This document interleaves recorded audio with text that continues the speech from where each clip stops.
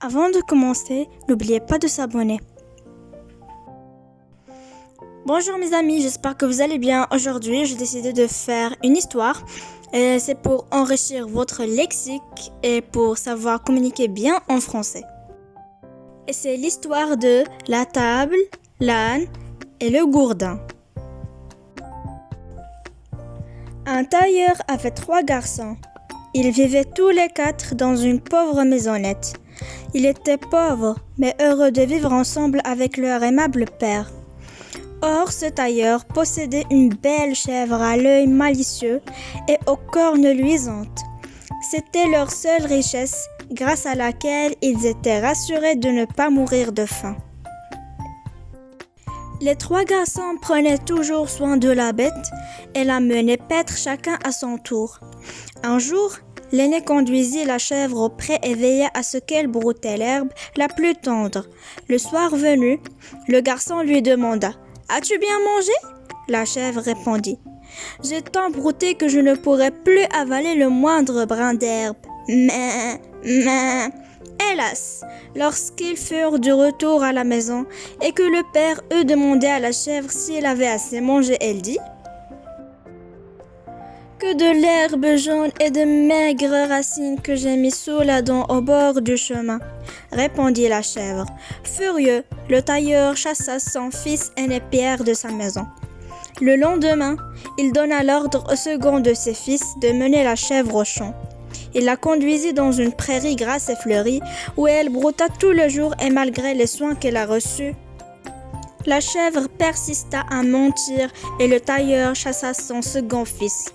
Le 3e jour, le plus jeune des garçons mena paître la chèvre dans les champs où elle brouta toute la journée. Mais le soir, les choses se passèrent comme les jours précédents et le jeune garçon dut partir à son tour à cause de sa négligence. Le tailleur alors se trouva désormais seul avec sa chèvre. Il la conduisit lui-même dans le pré. Le soir venu, alors qu'elle était si repue qu'elle pouvait à peine marcher, la méchante bête déclara comme elle avait fait avant « J'ai très faim !» À ces mots, le tailleur comprit combien sa chèvre était menteuse et décida de la punir. Il chercha un rasoir et lui rasa la tête de si près qu'elle n'avait plus un seul poil sur la crâne. Pendant ce temps, l'aîné de ses fils s'était réfugié auprès d'un menuisier et lorsqu'il voulut quitter son maître, celui-ci lui offrit en récompense une jolie petite table qui est ensorcelée. Il suffisait de lui dire « Table, offre-moi un dîner ». Elle se couvrit de plats les plus appétissants. Le brave homme remercia son maître et partit. En route, alors qu'il pleuvait à verse, il se réfugia dans une auberge. S'installa dans une chambre et il commanda à la table de lui servir un bon repas. L'aubergiste était curieux. Il colla son œil à la serrure et fut émerveillé de voir la table magique. Pendant la nuit, il déroba la table et la remplaça par une autre semblable. Le lendemain, le jeune homme reprit sa route et arrivé chez son père. Il affirma que leur fortune était faite. « Invitons toute notre famille pour un festin », dit le garçon. Le jour venu, la table refusa d'obéir à la consternation du jeune garçon et toute la famille partit en se moquant d'eux. Pendant ce temps, le second fils suivait son apprentissage chez un meunier.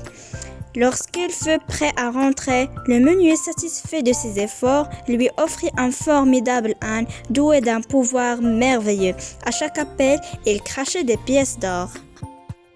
Sur le chemin de route, le jeune garçon s'arrêta à la même auberge que son frère aîné et l'aubergiste s'empressa d'échanger l'âne magique contre un baudet semblable. Le jour suivant, le jeune garçon arriva chez son père qui l'accueillit avec joie. « Invitons notre famille et nos amis pour un festin. L'âne pourvoira aux dépenses. » Hélas, bien qu'il fût cajolé et encouragé, le baudet resta sourd aux paroles magiques et ne produisait aucune pièce d'or. Très déçus, tous les invités repartaient. Le plus jeune des garçons était devenu vendeur chez un marchand. Lorsqu'il quitta son patron, celui-ci lui fit cadeau d'un gourdin dans un grand sac magique. Si le jeune garçon prononçait une formule magique, le gourdin rouerait des coups à celui qui attaquerait son maître. Le jeune garçon fit halte à la même auberge que ses frères et s'installa dans une chambre. Le garçon s'allongea sur le lit et le sac à côté de lui. Quand l'aubergiste s'assura qu'il était endormi, il s'approcha lentement et tira doucement le sac. Le jeune marchand qui avait attendu ce moment avec impatience murmura la formule magique. Aussitôt, le gourdin sortit du sac et se mit à frapper l'aubergiste sans relâche. Le jeune garçon lui ordonna alors de rendre tous les objets volés, sinon le gourdin le roserait de nouveau. Couvert de bleu, l'aubergiste s'excusa et remit sur le champ la table et l'âne merveilleux.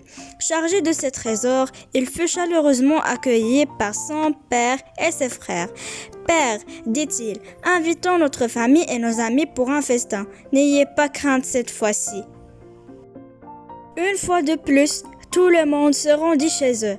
Mais grande fut leur surprise lorsqu'ils aperçurent les plats d'argent chargés de mets les plus variés et des boissons les plus exquises, et l'âne qui crachait les pièces d'or sans arrêt. Quant au gourdin, menaçant, réduisit au silence les rieurs.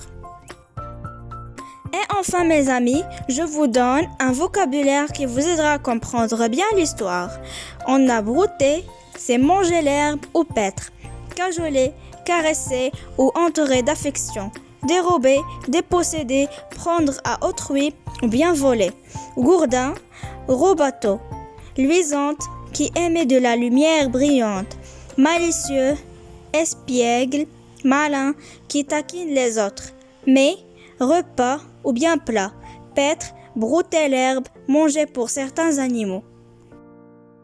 L'histoire d'aujourd'hui est finie.